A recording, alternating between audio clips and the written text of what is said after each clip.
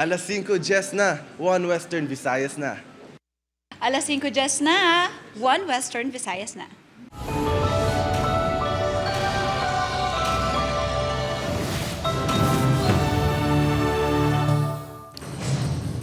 Tutukan sa mga Miyerkules.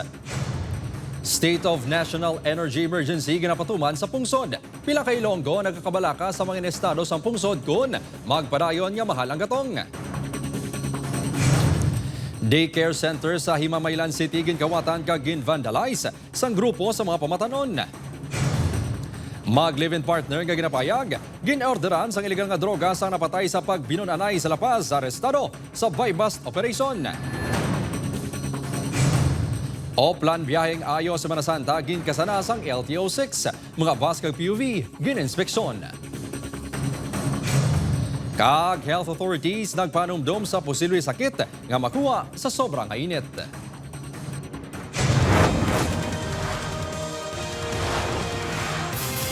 Ini ang GMA Regional TV, 1 Western Visayas.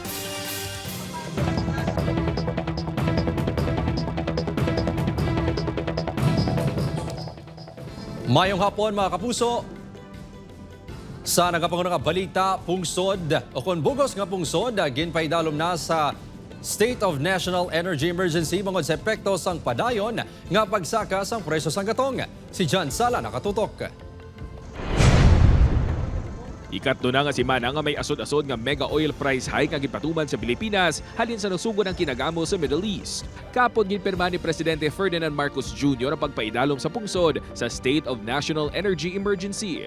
Paagi sa Executive Order No. 110 ginpatukod ang uplift o Unified Package for Livelihoods, Industry, Food and Transport nga nagatuyo nga masiguro nga bastante ang supply sang gatong, pagkaon, bulong, agricultural products, transportasyon, public services kag healthcare facilities. Nagakabalaka na si Nanay Lucy sa padayon nga mga epekto kung hindi pa maguntat ang pagsaka sang presyo sang gatong. Ang tanan nagka-suffer about sa financial, ang bilis ang balaklon, nga ang sweldo wala man gataas. Kung ibulig naman sa apektado kag paagi pa sa damong institusyon, pag-abot balanta naman nga damo ang korupsyon. Suno sa isa ka political science professor, makabig ulihi na ang pagdeklarar sang State of National Energy Emergency sang presidente. Posible nga hindi kasubong sa epekto subong ang mga resulta kung sang una pa lang may konkreto na nga tikang ang gobyerno. Almost triple na itong ating presyo ng petrolyo, and sinasabi natin bakit wala pa rin ginagawa, no? So ito talaga, no, yung pag-declare niya, ang tagal nating inantay. Pabor din ang estudyante nga si Jasper. Ara na ang crisis. So dapat before ang crisis nag-abot, dapat may ara na sang prior nga solusyon in order for us to be ready sa mga nagakalatabo. Dugang pa ni Prof. Beleno, kinahanglan nga makapasad gilayon sang maayo nga programa sa idalom sang uplift kag masiguro nga hindi malamudan sang korupsyon ng budget. Yung tanong ko kasi, no, anong trabaho ng uplift committee, no? Yung ba ay coordinating body, yung ba ay safeguarding body, yung ba ay to make sure na everything is smooth, everything hindi mapupunta sa corruption. Isa sa mga ahensya sang gobyerno nga magabugo sa uplift ang LTFRB. Suno si LTFRB 6, bilang sabat sa proklamasyon sang presidente, ginapadasig na nilang paghatag sang fuel subsidy sa mga PUV drivers. Anytime this week or basi gani may nakasugod na, we are expecting masulod na ini sa mga accounts nila. Samtang may posibilidad nga may mga empleyado nga makakasaobra kung magpadayon ang epekto sang kinagamo sa Middle East suno sa DOLE 6. Wala pa sang may namonitor nga termination ng ahensya bangod sa krisis. Handa magbulig ang ahensya sa mga ma-displace nga empleyado. Should there be any termination of workers, then we have to verify that and we can provide them legal assistance. Upo kay Hans T-Sherto, John Sala, 1 Western Visayas.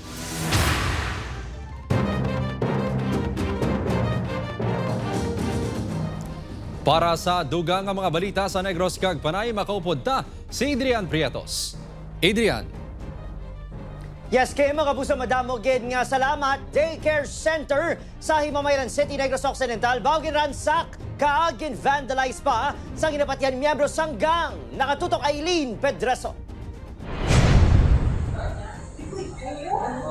Apat ka adlaw nga wala sang klase ang National Child Development Center sa Barangay 2, Himamaylan City. Sang Martes, Bisitahon lang kuntani sa manunudlo ang hulot klasihan apang amuna ini ang iya na abdan. Naganilapta ang mga gamit kag pagkaon. May mga vandalismo pa ang dingding.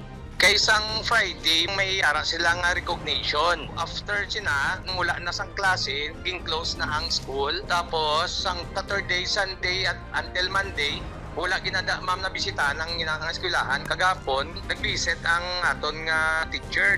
Tingala siya nga hindi mabrihan. Magluwas sa pagpangguba sang gamit kag vandalismo, ginkawat man ang mga pagkaon kag kable sang kuryente. Nagtiner sa lugar ang mga sospek sa sulod sa pila ka adlaw.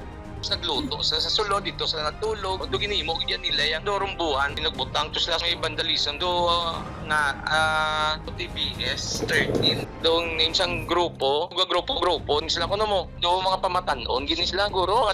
Base sa investigasyon sang kapulisan, grupo ang may kahimuan sa pagpangransak sa hulot klasihan. 4 to 5 person, wala sa CCTV sa area, ma'am. Maski wala pa recorded, wala pa reported, para lang maimbestigaran dito. Akay ko lang taon, mga daan sa ma'am, mostly ang mga batanon, may mga grupo-grupo. Nagmando ang LGU sa kapulisan nga tutukan ng investigasyon.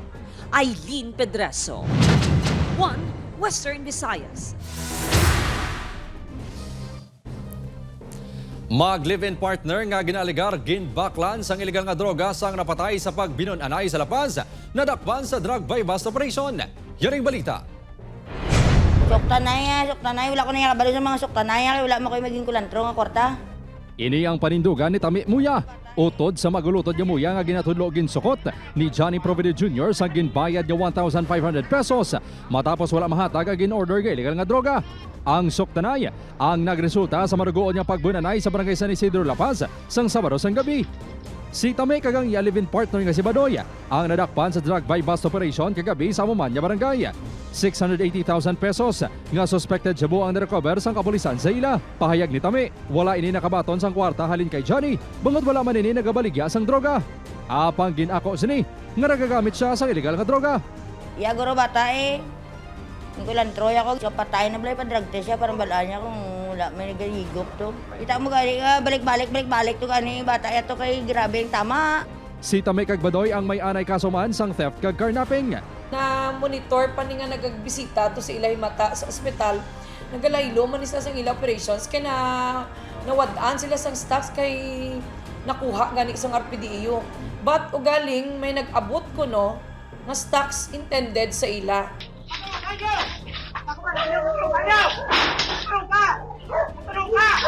Ini nga mga tinaga ang mabadian sa lalaki nga may kalo kag sling bag samtang nakakatabo ang pagbunanay sang pamilya Provido kag Muya. Kasubong nga daw sa wala sa iya ang nakakatabo kag daw nagamando pa. Ini ang ginkilala man kay Elias Alex, residente man sa lugar. Siya ang isa pa nga ginkasuhan sang 3 counts of murder magluwas sa magutod ni Muya. Nag-provoke, nagsulsol to siya. Hindi ta ma-establish ang evident na premeditation hambal mo nga plano. Ang na-establish dito nga mga elemento is mga bata patong sa piyak mo, superior strength. So may pagtraidor kay ginbalikan dito kag daw gintapos. Case of na ang kaso suno sa Iloilo City Police Office. Upod kay Romel Porquia, Kim Salinas, 1 Western Visayas. Oplan, biyaheng ayo sa Semana Santa, ginkasana sang Land Transportation Office 6. Mga nagabiyaheng nga bus kag iban pa nga PUV gin-inspeksyon. Si John Sala nakatutok live sa Barangay Tabuk-Suba, Haro, Iloilo City. John.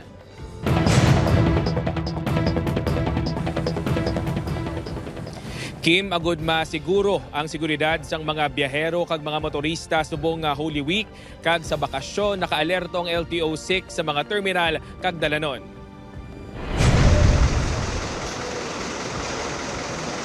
Isa-isa ang gininspeksyon sa makatapos ang Land Transportation Office 6 sa mga unit sang bus ini nga bus terminal sa syudad sang Iloilo.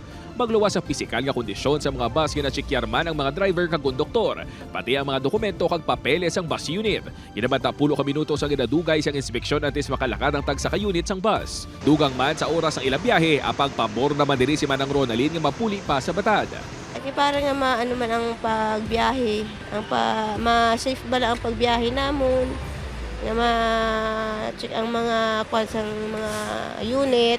Ang inspeksyon sa mga bus kag iban pa nga mga public utility vehicle sa mga terminal kag hugot kapag patuman sa mga checkpoints ang kabahin sang Oplan biyaheng ayos si Semana Santa in Summer Vacation 2026. In every terminals we have we deployed our personnel. So bago maglakad sa lakay, gina-inspect nila for mga alis. So if hindi siya, pag nakita nila may mga differential, they did not allow to make biyahe.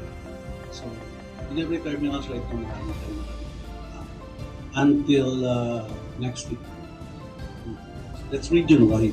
Samtang bangod sa padayon nga pagsaka sa presyo sang gatong, sa baylo nga magbisita iglesia plano na lang sang pila ka mga Ilonggo nga magtuaw sa mga simbahan sa Ilabanwa. Sa nagligan nga tuig, pulo ka mga simbahan naging bisita ng daymanang Geneva. Subong kuno, utob na lang sa maiguan sang ila budget sa gatong. Kusang una, kiti barato pa man ang gasolina mo. Pusubong guro, ti. Kundiin ka na lang ang simbahan, makasimba, dara ka na lang.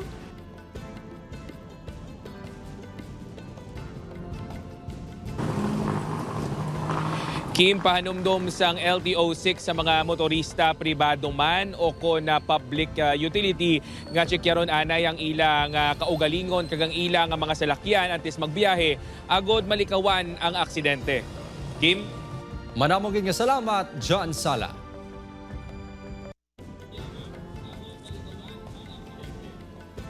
Mga puso, sa sulod naman sa 30 minutos, masobra 20 kabalay ang ginlamon sa kalayo susunog nga nagluntad sa bahin sa Barangay Zone 4 sa Cadiz City pasado alas 6 kay nasang aga.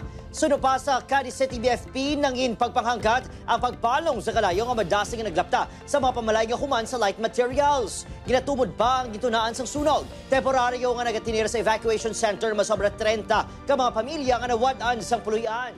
Bali man pag-response naton, dako na siya no ang kalayo. Ang residential area na do ang mga balay made of light materials ang dikit-dikit. Bantayan, health authorities nagpanumdom sa posibleng sakit nga makuha sa sobrang init sa pagbalik sang One Western Visayas. Ini ang GMA Regional TV, One Western Visayas.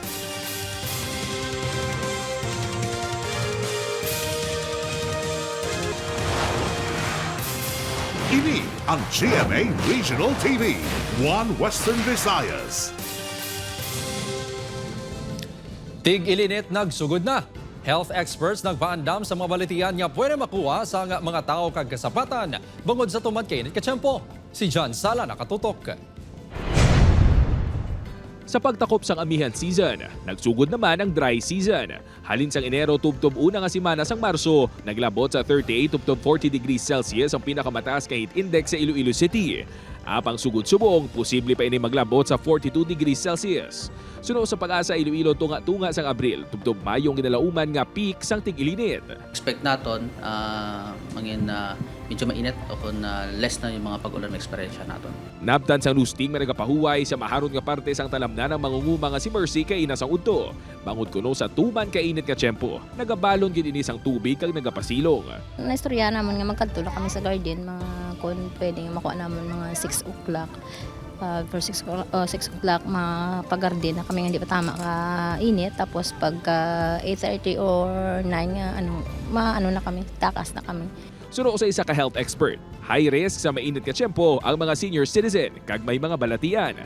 Lakip sa mga pwede ma-eksperyensya ng heat stroke, heat cramps kag heat exhaustion. And the most important is hydrate yourself.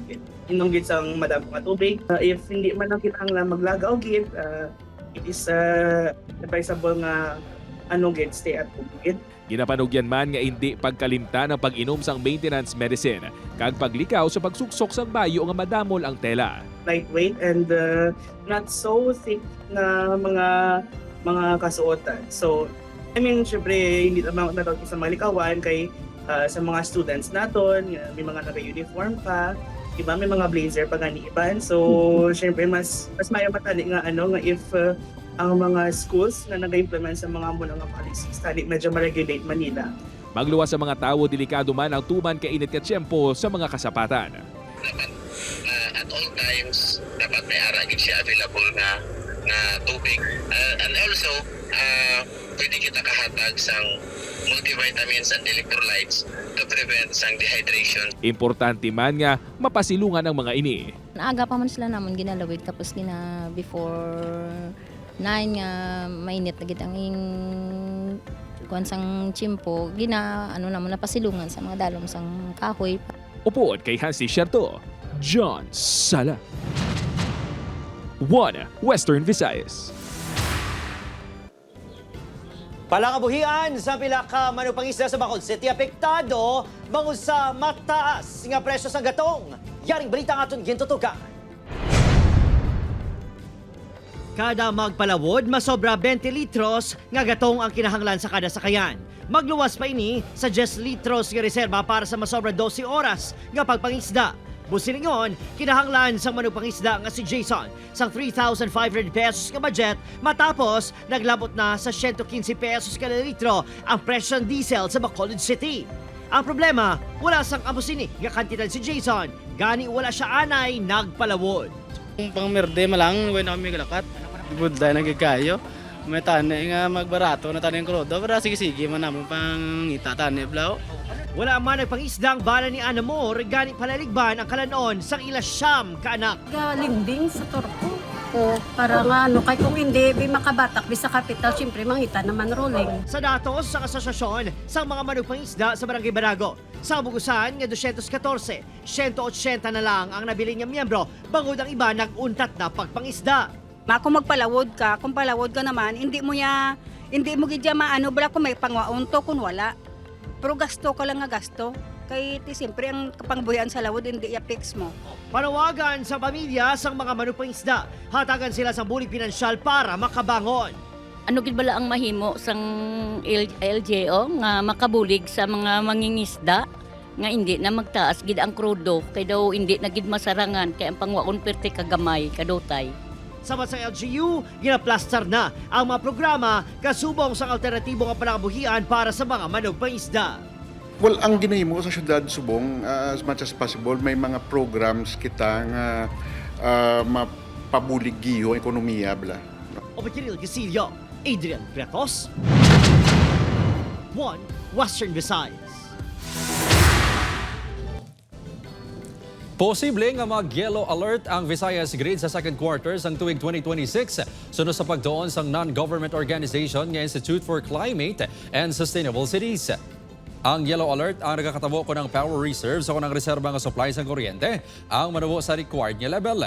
Sunod sa ICSC, ang resulta sa ilang pagtuon ang base sa power supply and demand outlook sang NGCP kag Department of Energy. Kinakabig sang grupo nga pinaka-vulnerable ang Visayas Grid bago nagakuha ini sang supply sa Luzon kag Mindanao. Dakong epekto sini ang tigilinit. Apang pagklaro sang NGCP, bastante ang supply sang kuryente sa Visayas Grid kag wala sang dapat kabalakan ng publiko. Apang sa piyak sini, nagapanawagan sa gihapon sa mga konsumidor ang NGCP nga magkinot sa paggamit sang kuryente. Kung masunod lang gid ang aton na nga wala sang preventive maintenance ang mga power plants basically we can say na okay man gid ang aton nga supply. It helps a lot that we conserve electricity, and one of that is the very simple thing that we can do is even sa aton nga mga panimalay that we conserve electricity.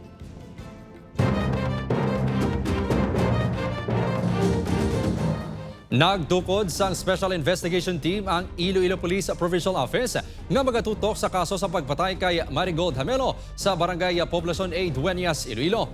Nakaistorya na sa pila ka witnesses ang SIT nga amo ang nagabulig sa pagtumod sa persons of interest. Wala gyapon gindetalye sang kapulisan ang koneksyon sang duha ka persons of interest sa biktima. Apang ginkumpirmar nga nagakooperar na ang himata sang biktima.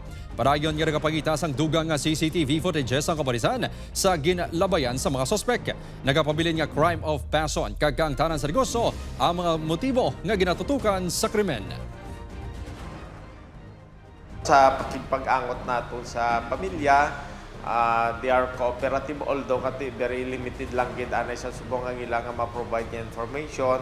So hindi man naton sila pwede anay nga mapilit kay ginarespeto man naton ang ila subong ginabatyag kay they are on the state of shock. Ini on GMA Regional TV, One Western Visayas.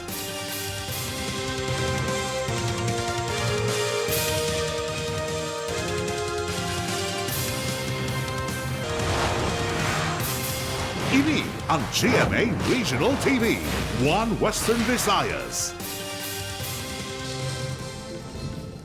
Pila ka international flights sa Iloilo International Airport gin-suspend bangod sa mataas nga presyo sa gatong.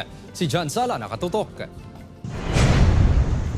Nagpagwas ang abisong isa ka airline company nga bangod sa padayon nga epekto sang tensyon sa Middle East sa global fuel prices. Pila ka mga flights ang suspendido na sa Iloilo International Airport. Lakip diri ang Iloilo Bangkok, Iloilo, kag Iloilo Singapore, Iloilo nga direct flights. Wala pa sang may nabaton nga opisyal nga komunikasyon ng Civil Aviation Authority of the Philippines Area Center 6 halin sa mga airline company nga magabuhin sila sang flights. Sa karon nagapabilin nga normal ang volume sa mga flights sa kada adlaw sa mga airport sa Western Visayas. Sa pagkamatuod suno sa kaap, nagdugang pagani kuno sang flights sa mga airlines. This coming April, some of the airlines nagapadugang pa sang flights nila is because ang aton nga vacation, ang aton nga uplan na Semana Santa. So may mga additional flights pa sila gani in request sa dili sa aton sa Iloilo Airport. Ginapaabot naman sang kaap 6 nga amat-amat nga mabatsyagan sa uli nga bahin sang Abril o kun sa Mayo ang epekto sa ginapaabot nga pagsaka sang fuel surcharge sa mga airlines sa Abril 1 tubtob 15. Most likely may expecting ta na siguro ya parte dira kati ang value sang aton kwarta medyo nag manubo na siya tungod ka sa high prices na sang aton nga possible high price na sa aton nga airfare. Nagpasalig man ang kaap 6 nga wala sang ipatuman nga dugang sa mga fee sa airport grounds, kaangay sang parking fee sa piyak sang pagsaka sang operating expenses sa airport, tugas ang nagapadayon nga pagsaka sang presyo sang gatong. Upod kay Hansi Sianto, John Sala. One Western Visayas.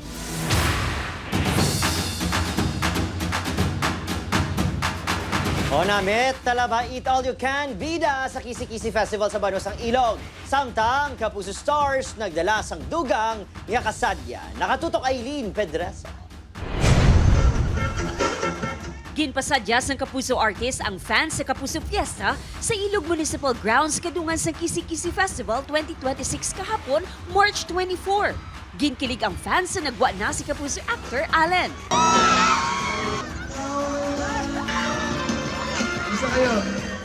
Nagkanta man para sa fans si Shaira. Si EA naman ang rason sa pagsingkitan sa girls.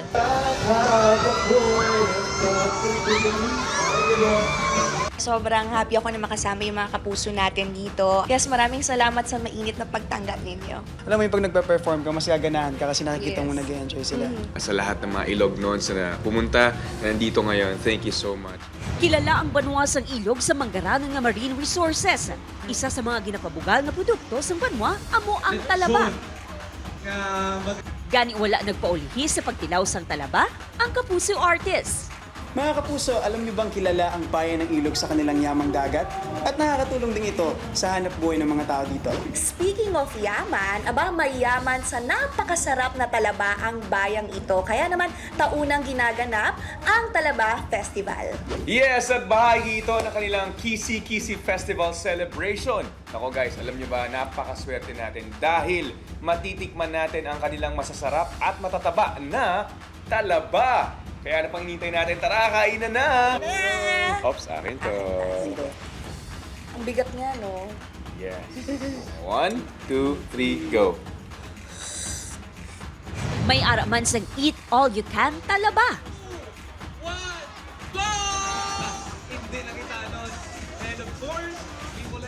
Hindi lang talaba, kundi nagkalain-lain nga seafoods ang matilawan sa mga bisita. May mga kalaan diri sa ilog, sa proper, sa mga gwa na barangay na available ini mga seafood products. Come here, enjoy mo ang mga produkto namon, ang mga seafoods, kag mga agriculture products. Aileen Pedreso, One Western Visayas.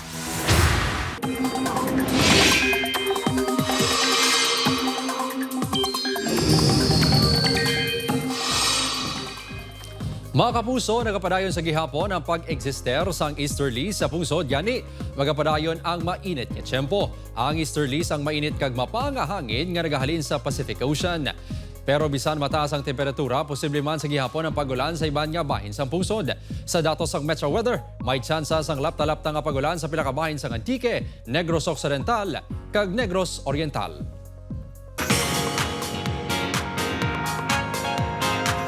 Mga puso, yari ng mga dapat bantayan sa Encantadia Chronicles Sangre. Ano bala ang ginapananaw ni Mitena nga matabok nga malain?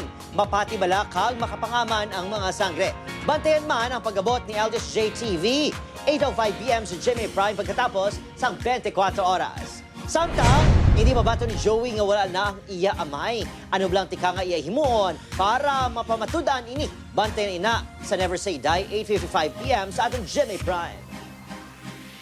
Handa na ang Malay LGU sa ginalauman nga pagdagsa sa mga turista sa Boracay sa Semana Santa.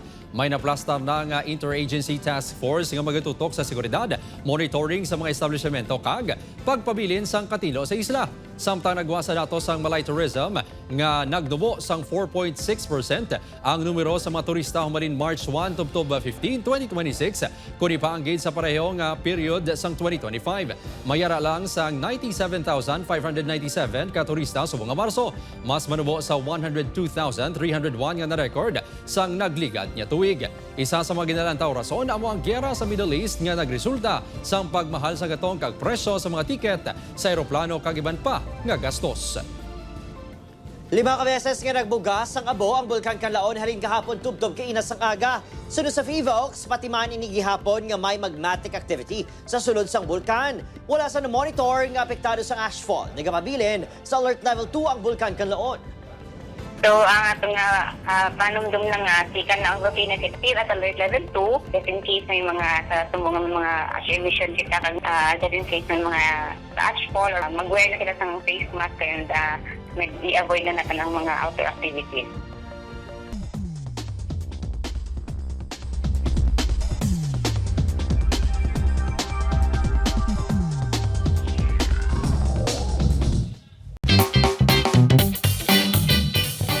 Ginkalinawan sa mga residente ang isa ka kuring nga kasubong nga nag-intra sa prosesyon sa Lipa City, Batangas.